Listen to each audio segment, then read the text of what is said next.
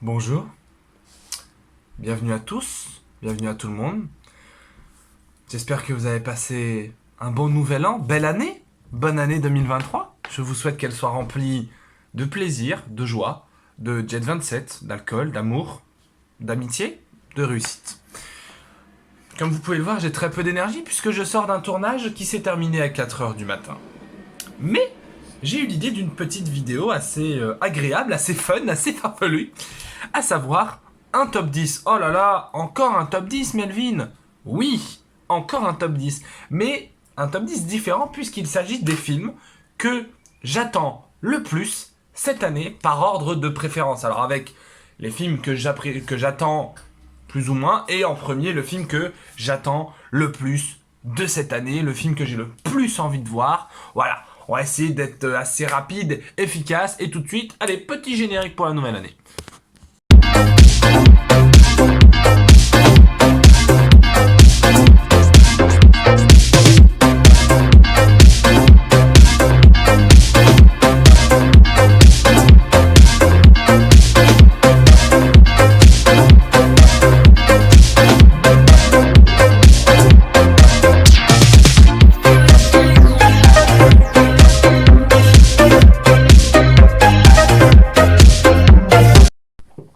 Alors, on va commencer avec les films qui sont hors classement, à savoir des films que j'ai envie d'aller voir, mais que j'ai quand même un peu peur. Alors, on va commencer avec Oppenheimer, donc de Christopher Nolan, hein, le frérot, le boss absolu, on peut le dire finalement, qui est un film que j'attends, mais je me dis comment, après son Tenet qui avait quand même été assez décrié, comment Christopher Nolan va-t-il pouvoir se renouveler sur un sujet qui est quand même pas facile, à savoir la création de la bombe atomique, comment va-t-il pouvoir renouveler sa mise en scène, son propos, son sujet. Donc Oppenheimer, je l'attends beaucoup parce que c'est aussi la première fois qu'il donne un rôle principal à Cillian Murphy. Mais voyons, peut-être que ça va être super. Je pense que ça va être super, mais j'attends de voir quand même. Ensuite, il y a The Marvels, alors à savoir la suite de Captain Marvel. Alors, j'ai envie de le voir parce que c'est le multiverse, parce que c'est Marvel, mais franchement, Captain Marvel, Miss Marvel et surtout, Monica Rambeau dans un film, disons que ça me donne moyennement envie, concrètement, je vais pas vous mentir. Mais après, on n'est pas à l'abri d'une surprise, hein. Peut-être que la cohésion de ces trois héroïnes va donner un scénario assez fou, avec des bons méchants, des belles batailles et de la castagne, parce que c'est ça qu'on vient chercher dans un Marvel, finalement. Donc, The Marvels, pour le moment, on va voir. Ah, puis alors celui-ci, Kraven le chasseur. Alors, Sony fait des films sur des ennemis de Spider-Man sans Spider-Man. Bon, ça n'a aucun rapport déjà, soyons d'accord là-dessus. Ça n'a aucun intérêt. Mais concrètement, ben, Venom, il y avait matière à faire un film sans Spider-Man. On pouvait. Là, ils font un film sur... merde, comment ça s'appelle, Madame Web. Déjà, on sent que... voilà. Mais alors, un film sur Kraven avec Aaron Taylor Johnson dans le rôle.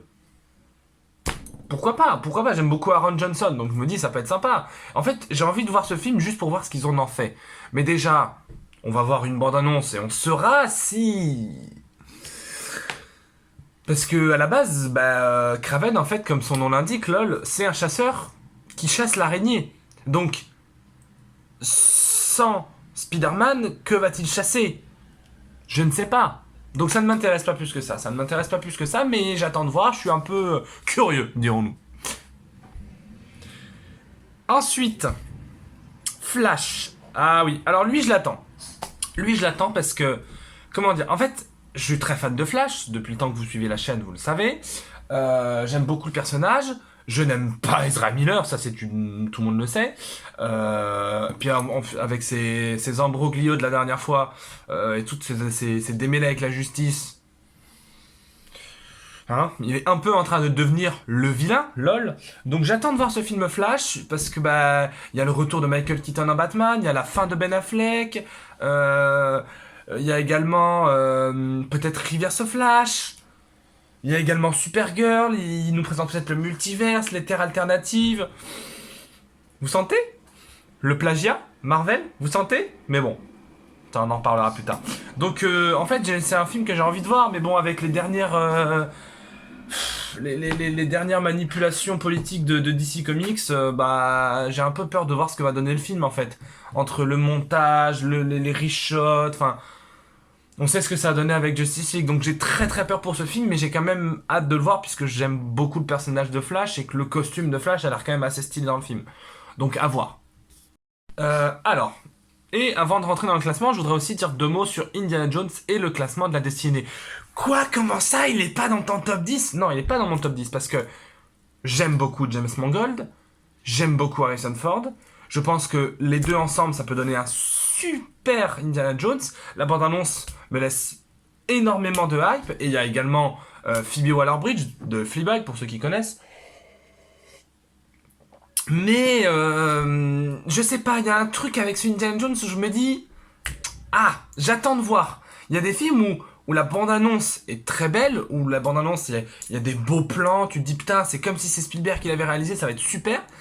Mais j'attends de voir, surtout que les films que j'ai mis dans le classement, c'est du très très très très très très très très lourd. Hein. Attention, c'est du très très très très lourd. Donc voilà, Indiana Jones, je l'attends. Commençons avec le top 10, le 10e film que j'attends le plus de voir cette année. Et je ne pouvais pas ne pas le mettre, évidemment, Astérix et l'Empire du Milieu. J'en ai parlé en long, en large et en travers. Donc l'idée, c'est de faire une vidéo courte, claire, précise, pour dire pourquoi j'ai envie de voir ce film. Je n'aime pas Guillaume Canet, je n'aime pas sa manière d'écrire, je n'aime pas sa manière de réaliser. Mais étant donné qu'il y a à peu près tout le cinéma français dans ce film. Je vais pas les citer, mais Manu Payet, Jonathan Cohen, Aurel San, Laura Felpin, Angèle, Gilles Lelouch, Jules César, Vincent Cassel, Zlatan, Marion Cotillard, enfin bref. J'ai vu les deux bandes annonces, le film me hype parce que je pense que ça peut être très drôle, je pense que ça peut être cool. Jonathan Cohen a beaucoup de talent, peut-être qu'il peut sauver le film à lui tout seul. J'aime également beaucoup Vincent Cassel, donc j'attends de voir. Il ne surpassera jamais celui d'Alain Chabat. On est tous d'accord là-dessus, mais n'empêche que ça peut être une belle surprise. Donc cet Astérix, je l'attends beaucoup. Je pense que ça peut être pas mal, même si j'ai beaucoup de craintes. Oh putain. Celui-ci, il est fou. Celui-ci, il est fou, j'ai aucune crainte. C'est Spider-Man Across the Spider-Verse. Que dire de plus? En fait, il n'y a rien à dire parce que Into the Spider-Verse, c'était absolument brillant. C'était l'un des putains de meilleurs films de Spider-Man. À part No Way Home, évidemment. Les personnages, l'écriture, la mise en scène, les plans qui faisaient très comics, très BD, c'était brillantissime. La bande-annonce, elle défonce à peu près tout ce qui a été fait en matière d'animation depuis 5-6 ans. Ça parlait de transmission, d'héritage, de la justification hein, d'être un héros, la place du héros, le droit, la légitimité voilà, d'être un super-héros. Donc moi je trouvais que Into the Spider-Verse c'était brillant. Donc moi j'ai vu la bande-annonce de la suite et ça me semble très bien. En plus il y a Oscar Isaac en Spider-Man 2099 et les vrais fans de Spider-Man savent que Spider-Man 2099 c'est le meilleur Spider-Man. Voilà, c'est exceptionnel. Donc j'ai très hâte de ce film. Voilà, c'est pas plus compliqué que ça, c'est superbe. En fait, on y va, let's go. Alors, huitième film, Aquaman and the Lost Kingdom. Aquaman et la cité perdue pour nous autres francophones. Alors, Aquaman 1, je vous l'ai déjà dit dans ma chaîne, je l'adore. Je trouve que pour moi, c'est peut-être l'un des meilleurs films du DCU à ce jour. Je le trouve très beau plastiquement. J'ai même une figurine de Black Manta, donc voilà, c'est vous dire à quel point j'adore ce film. En plus, Black Manta, voilà, je rote dans mes vidéos, j'en ai plus rien à foutre. Hein. Qu'est-ce que je dis? Oui, Black Manta donc sera l'ennemi principal de ce film et puis comme présenté au DC Fandom, on a eu des images de tournage, on a vu le costume de Black Manta qui est beaucoup plus proche du comics. Donc voilà, moi j'ai très très hâte d'aller explorer les fonds marins, de voir les nouveaux costumes, les nouveaux scénarios. Mais je ne le mets pas plus haut dans le classement. Pourquoi? Parce que déjà, j'ai plus envie d'aller voir les autres films qui sont après, mais surtout que c'est DC Comics. Et comme je l'ai dit pour The Flash, entre Larry Shot, Jason Momoa qui va peut-être pas plus jouer Aquaman, enfin, et puis toute cette histoire avec Amber Heard, que va-t-il se passer dans ce film? Je ne sais pas, donc j'ai très hâte de voir ce film, mais j'ai aussi beaucoup de réserves, j'ai beaucoup de peur, donc nous verrons bien. Ça peut être un super film de super-héros, comme ça peut être une daube intersidérale, comme on a fait d'ici depuis des années. Donc voilà, vous me trouvez catégorique? Vous me trouvez catégorique. Eh ben, attendez de voir les prochains. Le prochain film, c'est donc Mission Impossible 7, Dead Reckoning, partie 1. Donc on sait que, parce que moi je suis Tom Cruise et je suis Mission Impossible sur Instagram, le studio qui produit Mission Impossible, ils ont tourné Mission Impossible 7 et 8 à la suite, non seulement pour réduire les coûts, mais également pour... donc je pense que c'est une histoire qui se suivra, pardon, parce que bah, y a marqué partie 1, donc l'autre sera la partie 2 certainement.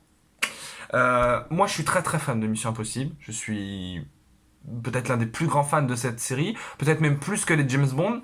Je trouve que c'est une série qui a su se réinventer, qui à chaque épisode dépasse les limites de ce qu'on peut faire en termes d'action sans effets spéciaux. Alors bien sûr, il y a quelques effets spéciaux à droite à gauche, mais grosso modo, c'est que des effets techniques. Tom Cruise nous prouve chaque jour qu'il est un peu plus taré que la moyenne, parce que ces cascades qu'il a fait dans ce film, dans Mission Impossible 7, vous l'avez tous vu, cette cascade où il saute en moto et ensuite il atterrit en parachute, sur quoi on ne sait pas, peut-être va-t-il atterrir sur un train en marche, peut-être va-t-il atterrir sur un avion en marche, parce que Tom Cruise est fou.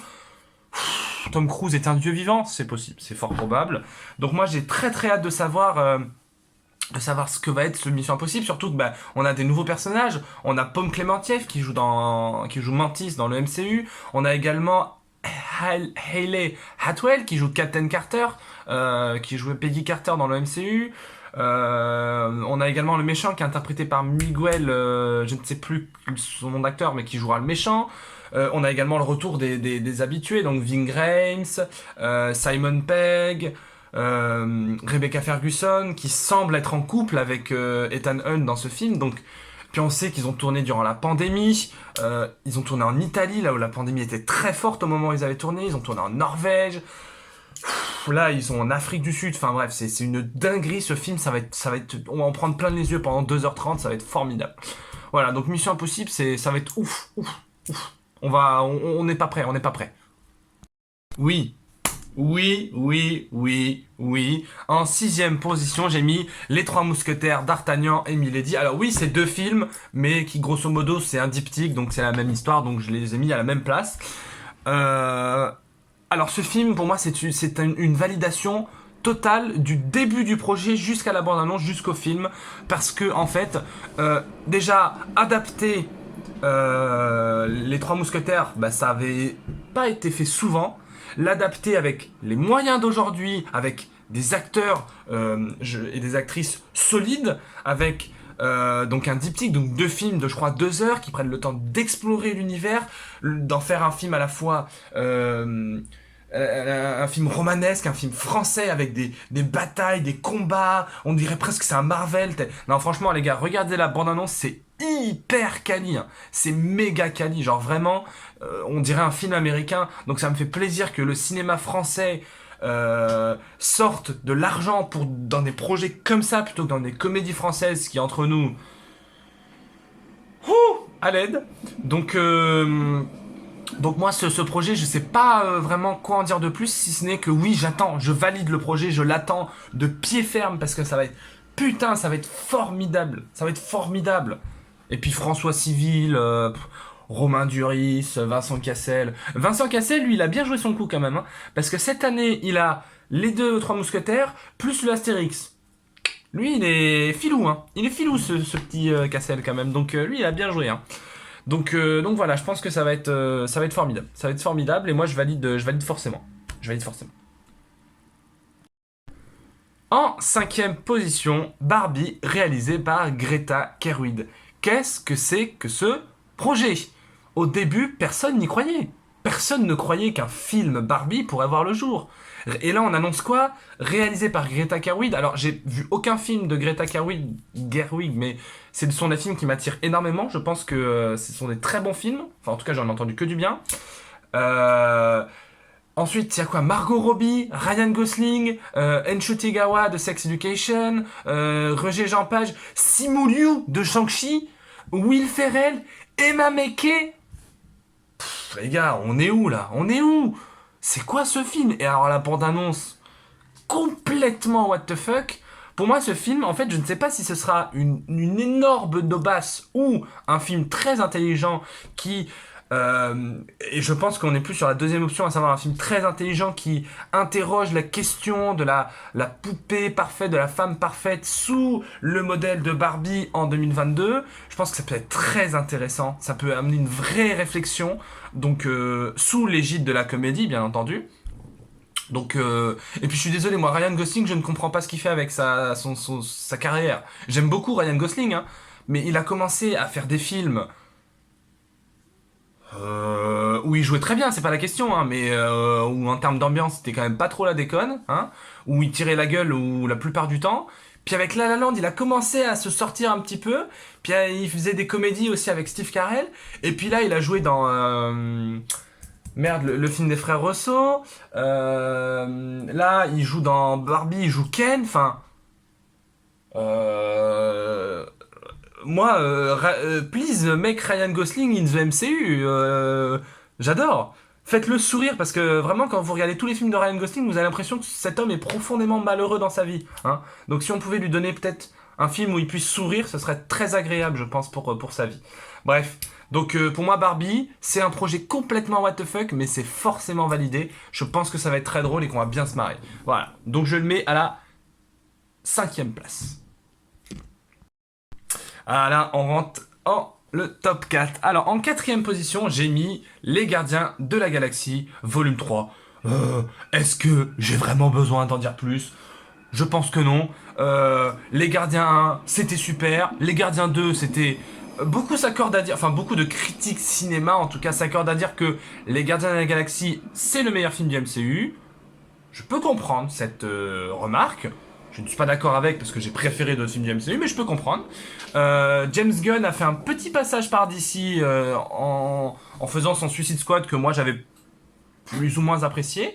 Mais donc là, du coup, il revient à Marvel pour livrer son ultime bébé, son ultime Magnus Opera, si on peut se permettre de le dire. Ça a l'air sublime, ça a l'air beau, ça a l'air émouvant. Star-Lord, Drax, Mantis, Rocket, qui va mourir, qui va survivre, que vont devenir les gardiens? Je ne sais pas, nous ne savons pas, nous sommes tous scotchés à cette bande-annonce qui est visuellement exceptionnelle et impeccable. Donc moi les gardiens c'est oui, je vais pas trop en dire parce que je pense que ça va être, on n'est pas prêt. Je pense qu'on sous-estime beaucoup ce film du MCU, moi je vous le dis.